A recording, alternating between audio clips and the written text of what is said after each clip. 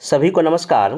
आज के इस लेक्चर में बीपीएससी मेंस एग्ज़ाम के पॉइंट ऑफ व्यू से जीएस पेपर फर्स्ट में हिस्ट्री सेक्शन से एक टॉपिक मैं ले रहा हूँ रविन्द्रनाथ टैगोर जी के बारे में। इस लेक्चर में रविन्द्रनाथ टैगोर जी से जो भी क्वेश्चन बीपीएससी मेंस में अभी तक पूछा है या आगे पूछे जाने का चांस है, उन सबको बारी बारी फिर टॉपिक वाइज कवर मैं करने जा रहा हूँ।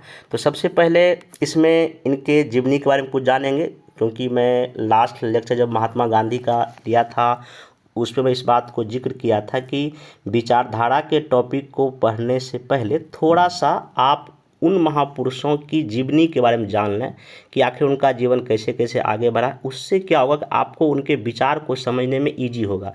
महात्मा गांधी के बारे में भी मैं काफ़ी अच्छे से डिस्कस किया हूँ लास्ट वीडियो में, उनके हर एक व्यू को बताया हूँ। आज के इस लेक्चर में रविन्द्रनाथ टैगोर जी के बारे में, खास करके उनका राष्ट्रीय स्वतंत्रता आंदोलन में क्या भूमिका रहा, यहाँ से क्वेश्चन बीपीएससी पूछ चुका है।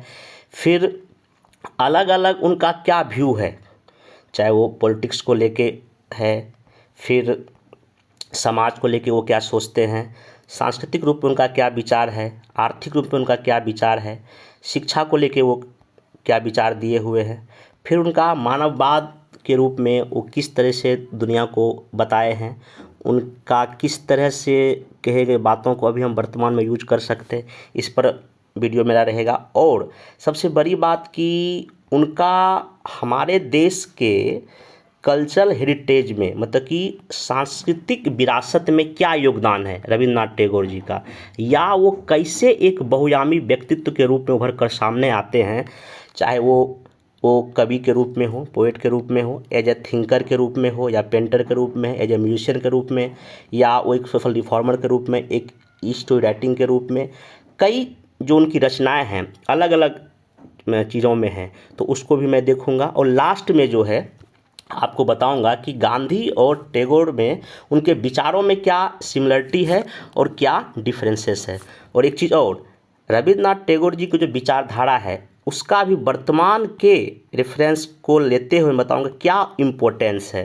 क्योंकि लास्ट लेक्चर में इस बात का जिक्र किया था कि अगर महात्मा गांधी का विचार को पढ़ रहे हैं तो अभी वर्तमान की समस्याएं जो है, चाहे वो समस्या आपका इंटरनेशनल लेवल की हो, या नेशनल भारत के लेवल की हो, या बिहार की लेवल की हो, अगर आप आसपास अगर नज़र दौड़ाएंगे तो ऐसी कई सारी समस्याएं देखने को मिल जाएगी या चुनौतियां देखने को मिल जाएगा, जिसमें इन महापुरुषों के विचारों का एक बेहतर हम प्रयोग कर सकते हैं और उस समस्या का समाधान भी कर सकते हैं। दैट मीन्स कि इनके विचार का वर्तमान समय में क्या रिलेवेंस है, क्या इम्पोर्टेंस है, क्या प्रासंगिकता है, उस पर भी मैं चर्चा करूंगा। तो काफ़ी इम्पोर्टेंट ये वीडियो होने वाला है। जिस तरह से मैं अलग अलग डायमेंशन में चीज़ों को बता रहा हूँ आपको शायद किसी बुक में ना मिलेगा, इसलिए इस वीडियो को बार देख लीजिए। उसके बाद जो नोट्स आपको मिलेगा उसको पढ़ लीजिएगा, या आपके पास जो भी बुक है उसको पढ़ लेने के बाद इस टॉपिक से क्वेश्चन नहीं छूटेगा।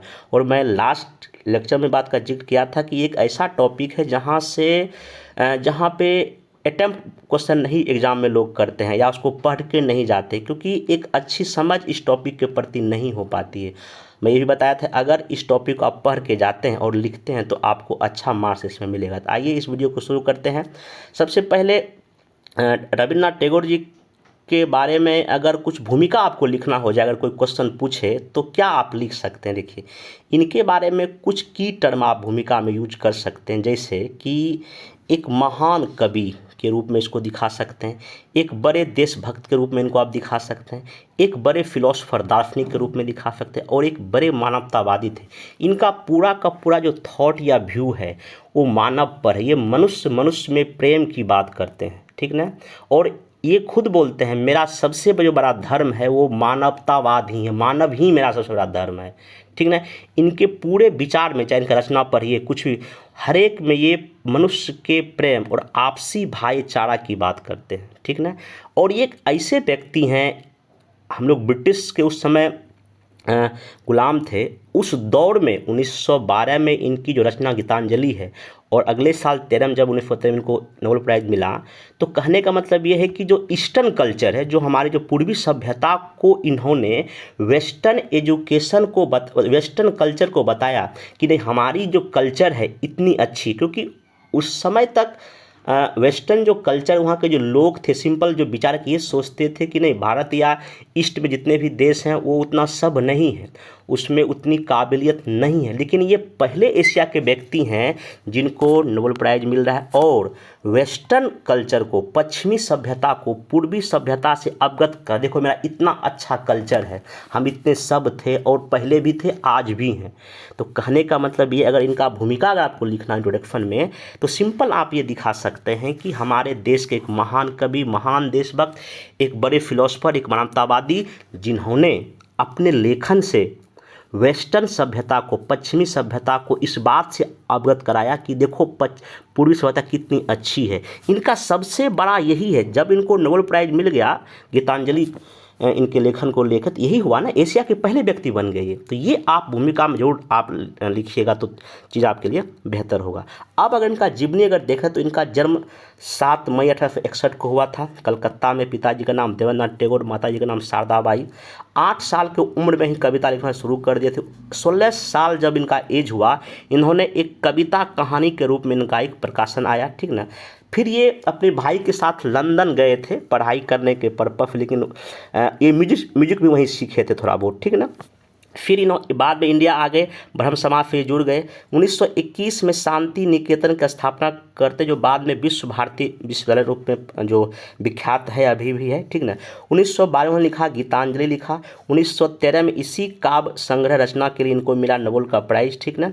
1915 में ब्रिटिश सरकार के द्वारा इनको सर का टाइटल दिया गया था, उपाधि दिया गया, जो कि जालियांवाला हत्याकांड के बाद इस टाइटल को इन्होंने क्या कर दिया, रिटर्न कर दिया। और 1920-21 में जो असहयोग आंदोलन हुआ, स्वदेशी मूवमेंट 1905 में हुआ, इनका बड़ा योगदान है। फिर 1921-20 में जो असहयोग आंदोलन जो गांधी जी के द्वारा किया जा रहा था, उसमें वस्तुओं को जलाने और बाइकआउट का इन्होंने मतलब इन्होंने विरोध किया था।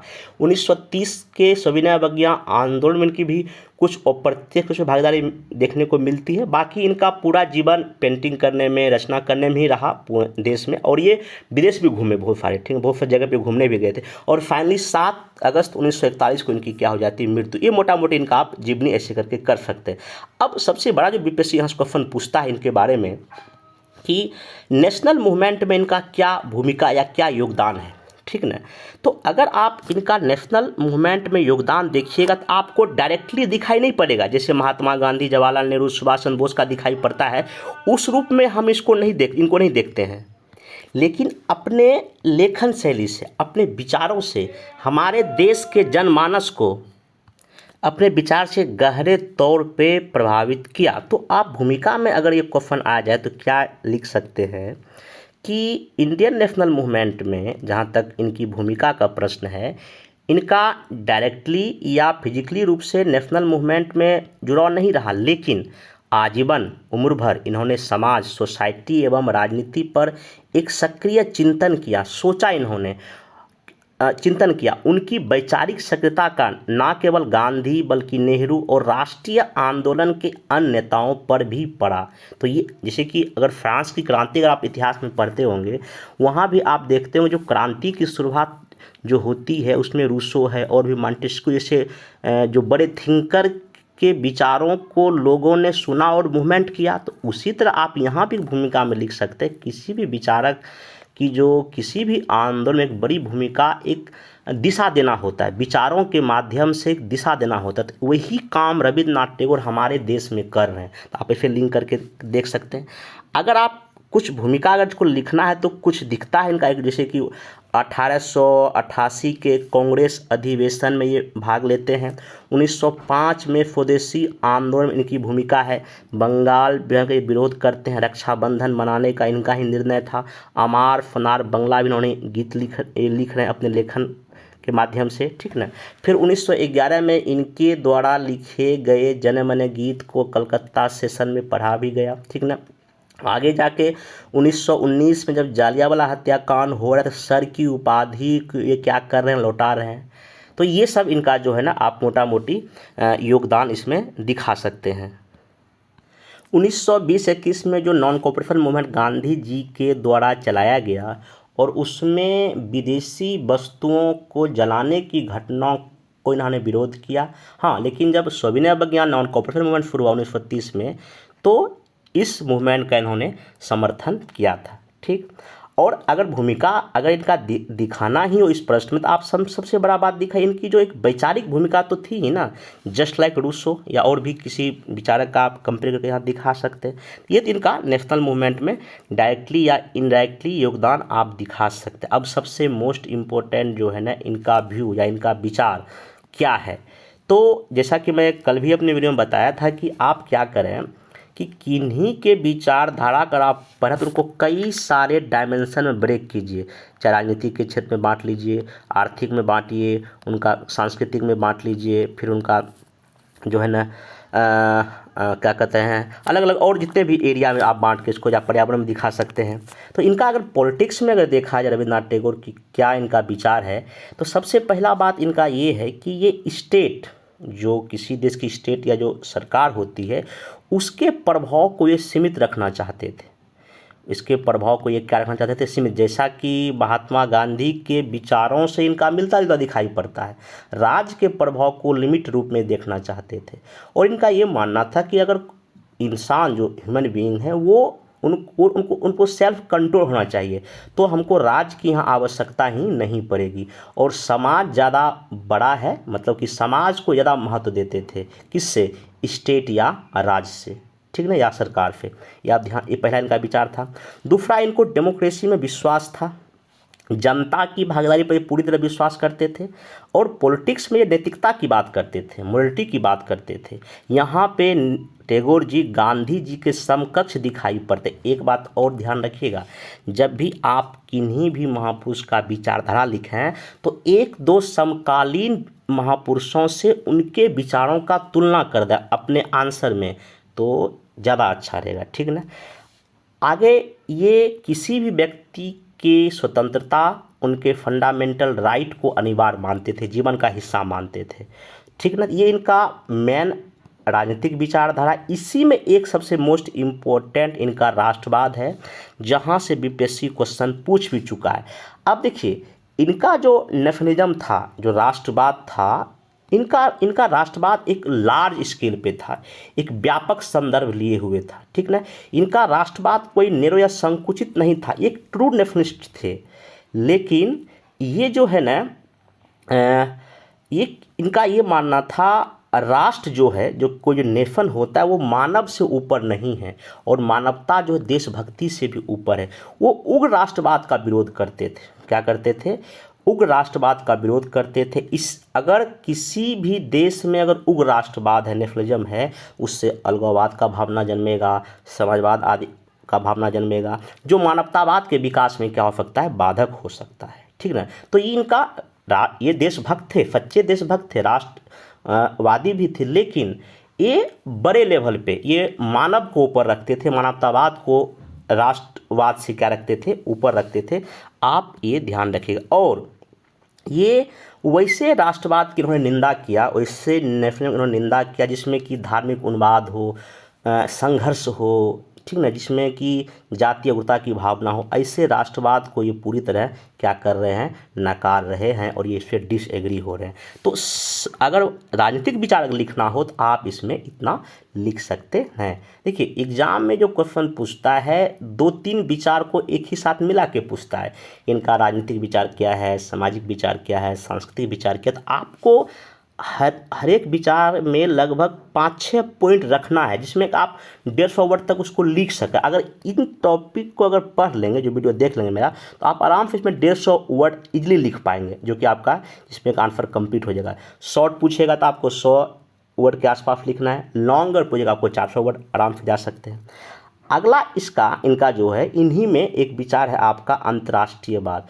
ये इनका क्या मानना था कि जो विश्व एक प्राणी के समान है, ये पूरे वर्ल्ड को जो है एक प्राणी के रूप में मानते थे, और ये वेस्टर्न और ईस्टर्न जो कल्चर है उसको समन्वय की बात करते थे, कोऑर्डिनेशन की बात करते थे। और वसुधैव कुटुंबकम इनका भी विचार था। इन्होंने भी कहा था कि पूरा विश्व एक क्या है? परिवार है। ये भी ध्यान रखिएगा।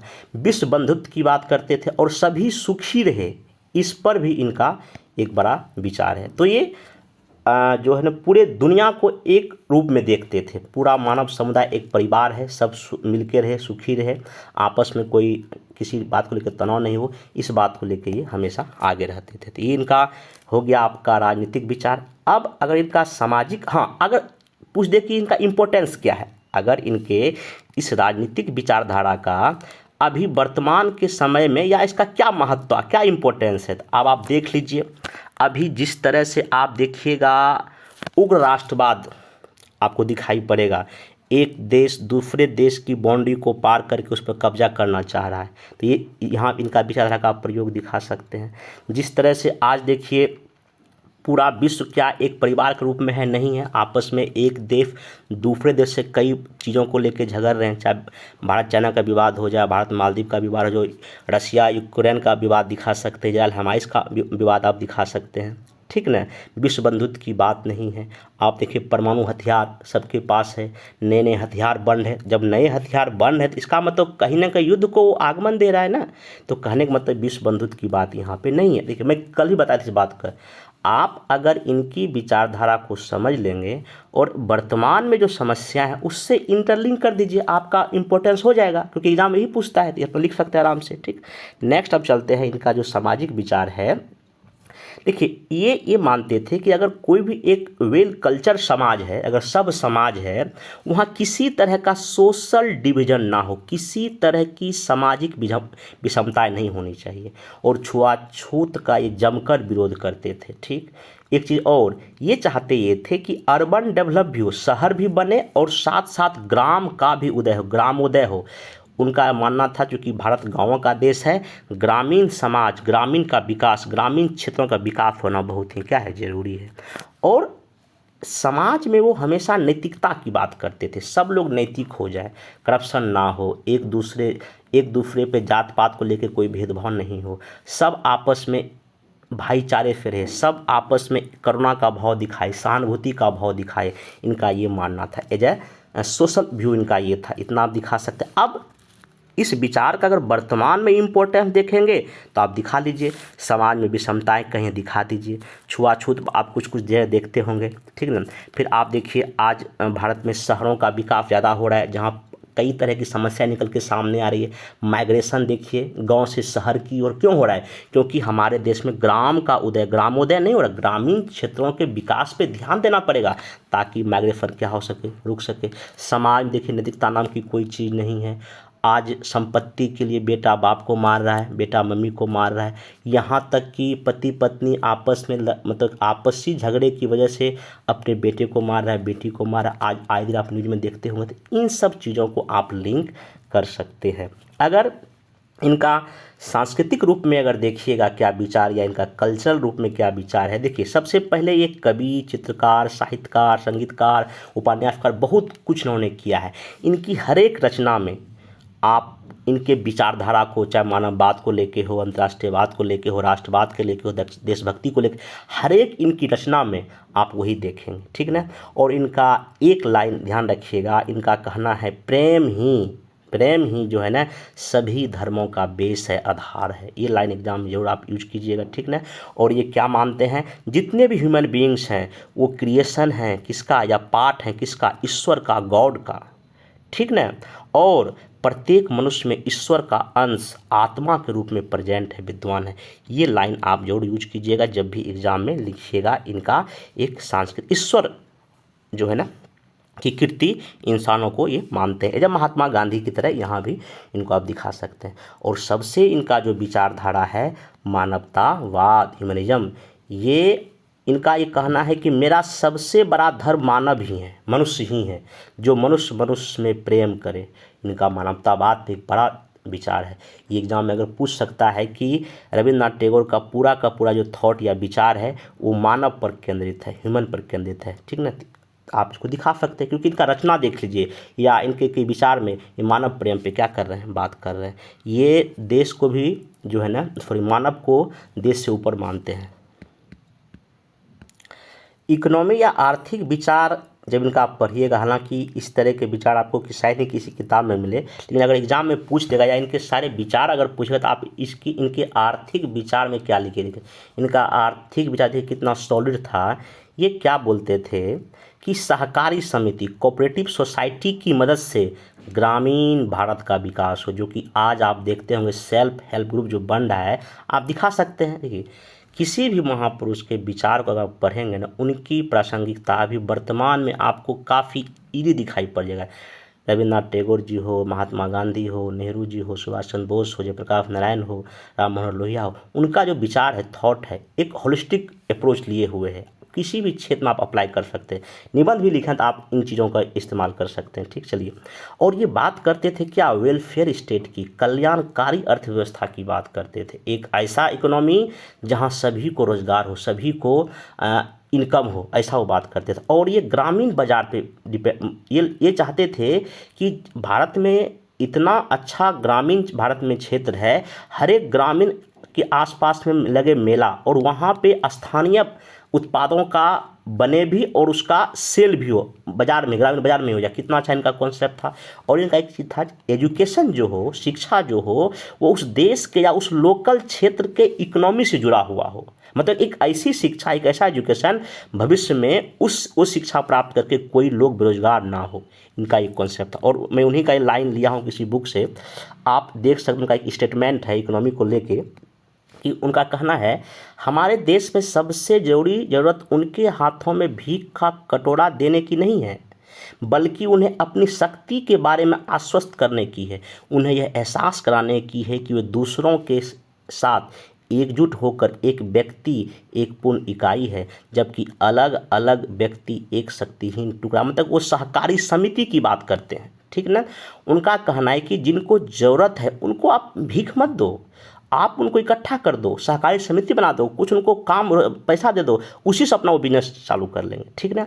एक स्टेटमेंट उनका ये भी आप ध्यान रखिएगा, जो यहाँ पे दिख रहा होगा आपको। उन्होंने ये कहा है कि हमारी जो कल्चर का, हमारी संस्कृति का केंद्र ना केवल भारत के बौद्धिक जीवन का केंद्र होना चाहिए, बल्कि हमारे आर्थिक जीवन का भी केंद्र होना चाहिए। इसे अपने आसपास के गांवों के साथ सहयोग करना चाहिए। ज़मीन पर खेती होनी चाहिए, मवेशियाँ पशुपालन का पालन पोषण होना चाहिए, कपड़े काटना चाहिए, तिलहन या दलहन का खेती होना चाहिए। इसे सभी आवश्यक वस्तुओं का हमको खुद से प्रोडक्शन करना होगा। सर्वोत्तम साधन खुद से ईजाद कीजिए, सर्वोत्तम सामग्री उपयोग करना होगा। विज्ञान साइंस का सहायता लीजिए आप उसके लिए। ठीक ना। और आप कोऑपरेटिव थ्योरी के आधार पे जो है ना इंडस्ट्री की गतिविधि को चलाइए, उसमें आप सफलता प्राप्त कर सकते हैं। ठीक है। कहने का मतलब ये है कि ये जो है कहीं ना कहीं ये भी आत्मनिर्भरता की बात कर रहे हैं, लेकिन हाँ ये भी चाह रहे हैं कि सबको रोज़गार मिले, ग्रामीण क्षेत्रों का विकास हो, खुद का इंडस्ट्री हो। लोग, इनका ये भी कहा था कि हर एक घर में एक इंडस्ट्री या उद्योग होना चाहिए। इनका ये भी कहीं ना कहीं हमको विचार देखने को मिलता है। तो इकोनॉमी पे भी इनका एक बड़ा व्यू है, जो कि आपको शायद किसी किताब में ना मिले, आप इसको आराम से यहाँ पे दिखा सकते हैं। अलग से जो है इनका एजुकेशन पे कभी कभी अगर एग्जाम में पूछेगा शिक्षा पर क्या विचार, देखिए इनका एक होलिस्टिक अप्रोच था एजुकेशन को लेके। संपूर्ण शिक्षा की ये बात करते थे, एक ऐसी शिक्षा जो मनुष्य में चेतना का विकास करे। ठीक ना। उसके अंदर क्रिएटिविटी आ जाए, वो कुछ नए चीज़ सोच पाए, और एजुकेशन को वो प्रकृति, नेचर के साथ जो है ना वो सहयोग की बात करते थे। ठीक ना। और एक बेटर सेंस हो, एक अच्छा सेंस हो मानवतावाद को लेके, ऐसी शिक्षा का ये बात कर। किताबी ज्ञान से अच्छा व्यवहारिक ज्ञान, प्रैक्टिकल नॉलेज पे बात करते थे। एक ऐसा ज्ञान, एक ऐसी शिक्षा जो लोगों को रोजगार दे सके, आपसी भाईचारे की बात करें, इनका इस पर फोकस था। ठीक ना। और स्कूल के बारे में इनका जो मानना था, स्कूल एक आश्रम की तरह होना चाहिए, जहां बच्चे को सोचने का फ्री दिया जाए, डिसिप्लिन हो, लेकिन बच्चे पर डिसिप्लिन थोपना नहीं चाहिए हमको। उनका अगर कोई फ्री वो सोच रहे हैं, उनके विचारों का हमको सम्मान करना चाहिए। ठीक ना। और क्लास खुले में हो, प्रकृति में हो। एजुकेशन और नेचर दोनों को मिलने की बात करते थे। अगर आप प्राकृतिक परिवेश में, अगर उसी वातावरण में पढ़ाई लिखाई अगर होगा तो ज़्यादा और अच्छा बच्चों के लिए होगा, उनका ज़्यादा डेवलप होगा, इसकी बात करते थे। और पढ़ाई लिखाई का एक स्वतंत्र वातावरण, बहुत ही दूर ग्रामीण ऐसे किसी वन में, किसी जंगल, जहाँ शांत वातावरण हो, जहाँ पे अच्छी विचार मनुष्य के अंदर आ सके, वैसी शिक्षा का ये बात करते थे। और सबसे बड़ी बात, महिला शिक्षा पर इनका काफ़ी बड़ा जोर था। यहाँ पे महात्मा गांधी के समकक्ष दिखाई पड़ते हैं। और इनका एजुकेशन पर एक और था कि ये वेस्टर्न एजुकेशन की अच्छी बातों को अडॉप्ट करना चाहते थे, ये भी आप ध्यान रखिएगा, ठीक ना। चलिए, और एक लाइन इनका है, man is the architect of his own destiny, ये भी इनका ही स्टेटमेंट है। अब एक और इनका अगर विचार अगर देखिएगा, वो आध्यात्मिक मानववाद या स्पिरिचुअल ह्यूमनिज्म पे है। तो देखिए, इस बार भी 68 में जो जो एग्ज़ाम हुआ 69th में, तो उसमें एक क्वेश्चन आध्यात्म को लेके, शिक्षा और आध्यात्म का केंद्र बिहार है, ये भी पूछा है, ठीक ना। आगे भी इस तरह क्वेश्चन आपको पूछे जाने का चांस है। अब उस क्वेश्चन में दिक्कत ये था, जब तक आपको स्पिरिचुअल क्या होता है, आध्यात्म क्या होता है, इसका मीनिंग नहीं पता होगा तो आप उस आंसर को नहीं लिखेंगे। देखिए, सिंपल सा मतलब क्या होता है, आध्यात्म का मतलब ये होता है, ये जो है ना, व्यक्ति को स्वयं के अस्तित्व से जोड़ने की बात करता है, ठीक ना।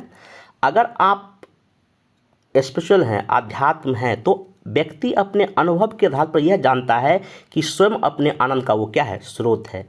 इसका संबंध हमारे इनर लाइफ से, आंतरिक जीवन से, ठीक ना।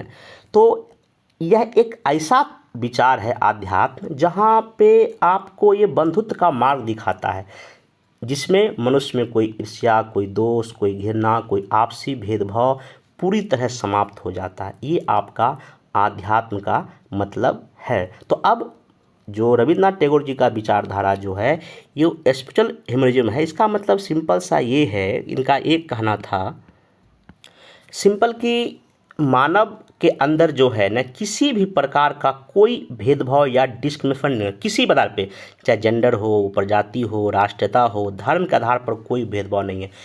प्रत्येक मानव जो है ना, मूल्यों से भरा हो, वैल्यू से भरा हो, ठीक ना।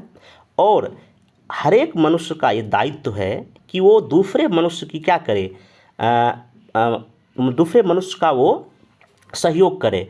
और मनुष्य मनुष्य से ही देश बनता है, मतलब कि मानव के अंदर किसी तरह का कोई ईर्ष्या, कोई द्वेष, कोई घृणा, कोई मतभेद ना हो, किसी आधार पे कोई भेदभाव नहीं हो। मनुष्य मनुष्य के लिए जिए, एक दूसरे से क्या करे, हेल्प करे, और मनुष्य का होना ही मनुष्य की आवश्यकता है। ये इनका जो है ना मेनली थॉट था मानववाद को लेके। आप इसको एक बार देख लीजिएगा। तो ये तो इनका पूरा का पूरा विचार हो गया, ठीक ना, या अलग अलग एरिया में इनका क्या व्यू है। अब इसमें एक अलग से क्वेश्चन ये बन सकता है कि रविन्द्रनाथ टैगोर जी का जो सांस्कृतिक योगदान, कल्चरल कंट्रीब्यूशन, या ये कैसे एक मल्टीफेसेट पर्सन थे, ये एक बार क्वेश्चन फिलिपियो एग्जाम में पूछ चुका है। ये यही वाला क्वेश्चन, तो मैं उसी को ये लिया हूँ। तो आप देखिए इसमें क्या लिखेंगे। तो जब आप इनका बहुआयामी व्यक्तित्व देखिएगा, तो आपको ये कई रूप में दिखाई पड़ेंगे। एज ए कवि के रूप में आपको दिखाई पड़ेंगे। लगभग 200 से ज़्यादा कविता है, 2000 से अधिक गीत की रचना इन्होंने किया है। और इनके जो किसी भी रचना का अगर थीम या विषय वस्तु देखिएगा, तो नेचर है, आध्यात्म है, मानववाद है, ठीक ना। नारी पर बहुत कुछ लिखे हुए, समानता पे बात लिखे हैं, सोशल डिवीजन ना हो इस पर बात लिखे हैं, सूर्य की सुंदरता पे लिखे हैं, प्रकृति की सुंदरता पे इन्होंने अपना रचना किया है। और कुछ एग्जाम्पल आपको याद होना चाहिए, एक बार गूगल सर्च भी कर लीजिएगा। इनके कुछ रचना का लगभग 8-10 इंपॉर्टेंट जो रचना इनका, वो याद रखिएगा। अगर क्वेश्चन ये पूछेगा कि साहित्य में इनका क्या योगदान है, खासकर बांग्ला भाषा को लेकर, आप ये सब बात लिख दीजिए। देखिए, अगर बांग्ला साहित्य की बात करेंगे, बांग्ला लिटरेचर की बात करेंगे, तो ये ना केवल गीत, इन्होंने उपन्यास, शॉर्ट स्टोरी, बहुत कुछ लिखा है। तो कुछ कुछ जो रचना का नाम, हालांकि मैं इसमें भी कुछ लिखा हूँ, आप और कुछ गूगल में सर्च कर लीजिएगा। एग्जाम्पल जैसे कि इनका कुछ गीत का है, प्रभात संगीत, ओरी ओ कलम एक मानसी है, ठीक ना। और गीतांजलि इनका काव्य संग्रह है, इसी को अंग्रेजी अनुवाद करने पर इनको नोबेल का प्राइज़ मिला था। ये दिखा दीजिएगा। एज ए पेंटर अगर बात कीजिएगा, ये जो मेनली जो पेंटिंग करते थे पेंटर के रूप में, जीव जंतु का चित्र बनाते थे, पक्षी का बनाते थे, भारतीय नारी का बनाते थे, ठीक ना। इनका और इनके पेंटिंग का प्रदर्शनी पेरिस में लगा था, बम्बई में उस समय कई जगह लगा था, ये भी ध्यान रखिएगा। एज ये संगीत प्रेमी हैं, म्यूजिशियन हैं। इनका एक जितने भी इनका गीत है, एक गीता बहिन नाम के एक, मतलब इसका गीतों का बगीचा में संग्रह है, ठीक ना। एक और एक गीत का इनका है वाल्मीकि प्रतिभा। ये सब एग्जाम्पल है, ध्यान रखिए, सब बांग्ला भाषा में ही है। अब देखिए, एज ए म्यूजिशियन के बाद आप दिखा सकते हैं थिंकर, कि बहुआयामी व्यक्तित्व के रूप में ये विचारक भी हैं, थिंकर भी हैं। मानवतावाद के बारे में अपना थिंकिंग दे रहे हैं, प्रकृति के बारे में, नेफिज्म के बारे में। तो ये भी आप जो मैं पहले बताया आप इस पॉइंट को डील कर सकते हैं। राष्ट्र प्रेम तो है ही, सोशल रिफॉर्मर भी उस समय हमारे समाज में अगर जो कुछ बुराइयां थी, चाहे कास्ट सिस्टम था या आपका महिलाओं के लेके जो भेदभाव था, उसके खिलाफ भी उस समय ये अच्छा खासा काम किए हैं। ये शॉर्ट स्टोरी राइटर है, पोस्ट मास्टर त्याग नाम का इन्होंने कथाकार के रूप में अपना रचना किया है। उपन्यासकार भी हैं, नोवेलिस्ट भी हैं, करुणा नाम की इनकी रचना है, राजर्षि नाम का रचना, और भी कई रचना है, दोनों उपन्यास है, देख लीजिएगा गूगल में सर्च करके। फिर कई तरह के नाटक भी लिखे हैं, जैसे मालिनी है, राजा है, डाकघर है, ठीक ना। और ये निबंधकार भी हैं, ऐसे भी इन्होंने लिखे, जैसे रामायणी कथा है, रंगमंच है। तो कहने का मतलब ये है रविन्द्रनाथ टैगोर बांग्ला साहित्य में एक इनका बड़ा योगदान है, कई रूप में है, कवि के रूप में, चित्रकार, संगीतकार, कथाकार, उपन्यासकार हैं, नाटक लिखे हैं, ऐसे लिखे हैं, ठीक ना। ये सब आप कई सारे पत्र पत्रिकाएँ भी इनका है, तो वो भी आप इसमें एग्जाम्पल में दिखा सकते हैं, ठीक। अब इतना के बाद अब लास्ट में टैगोर और गांधी जी के विचार में क्या आपको समानताएं हैं, क्या असमानताएं हैं, उसको बता देता हूँ।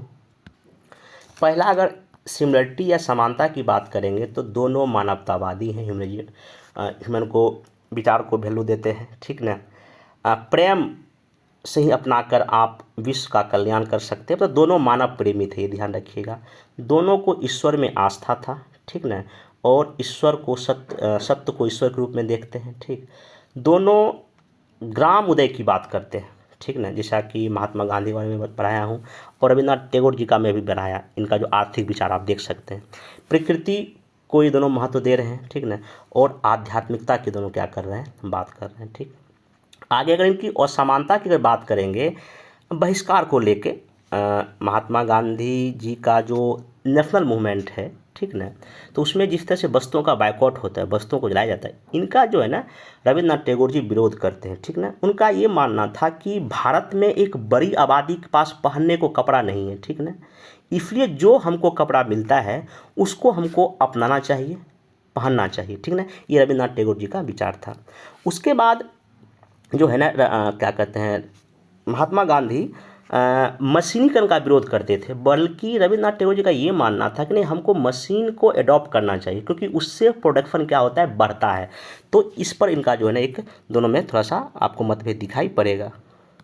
रविन्द्रनाथ टैगोर जी का चरखा को लेकर भी कुछ बड़ा मतलब कि उनका पॉजिटिव व्यू नहीं था। उनका ये मानना था कि जो चरखा जो है गति को धीमा कर देता है, ठीक है, इसलिए हमको मशीनीकरण या बड़े बड़े इंडस्ट्री लगाने चाहिए, जिससे देश का तेज आर्थिक विकास हो, ऐसा उनका मानना था। दूसरा, वेस्टर्न एजुकेशन को लेके गांधी जी वेस्टर्न एजुकेशन के आलोचक थे, but Tagore ji western education की जो अच्छी बातें थे उसको अपनाने की ये बात करते थे।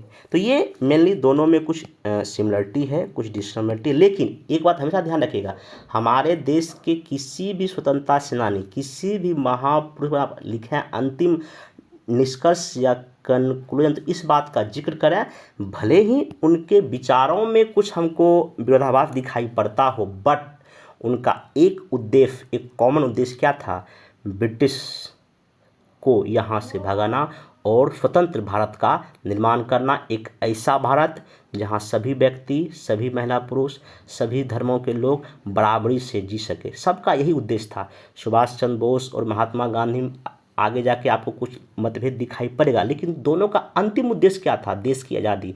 नेहरू जी और गांधी जी में कई जगह आपको मतभेद दिखाई पड़ेगा, अंतिम उद्देश्य उन लोग का आखिर क्या है। तो आप इस रूप में पॉजिटिव वे में जो है ना अपने आंसर को क्या करेंगे, ख़त्म करेंगे। तो ये आपका मोटा मोटी इतना मैं इसमें डिस्कस कर दिया इस वीडियो के माध्यम से इस टॉपिक पे। तो आपका क्वेश्चन मेरे ख्याल से नहीं छूटेगा। अब आपसे रिक्वेस्ट है कि प्रीवियस ईयर जो क्वेश्चन है एक बार आप देख लीजिए, उस क्वेश्चन को भी लिखिए। बाकी जो प्रैक्टिस में मैं क्वेश्चन दूंगा उसको भी आपको लिखना है, और इस टॉपिक पे आपको नोट्स पढ़ के या इस वीडियो को फिर से देख के एक बार आपको समझ डेवलप कर लेनी है। तो आपका कोई भी क्वेश्चन जो है ना इस टॉपिक पर नहीं छूटेगा। अब नेक्स्ट के वीडियो में जवाहरलाल नेहरू और भी जो हैं राम मनोहर लोहिया, जयप्रकाश नारायण के बारे में भी मैं बारी बारी से डिस्कस करूँगा। तो इस वीडियो में इतना ही।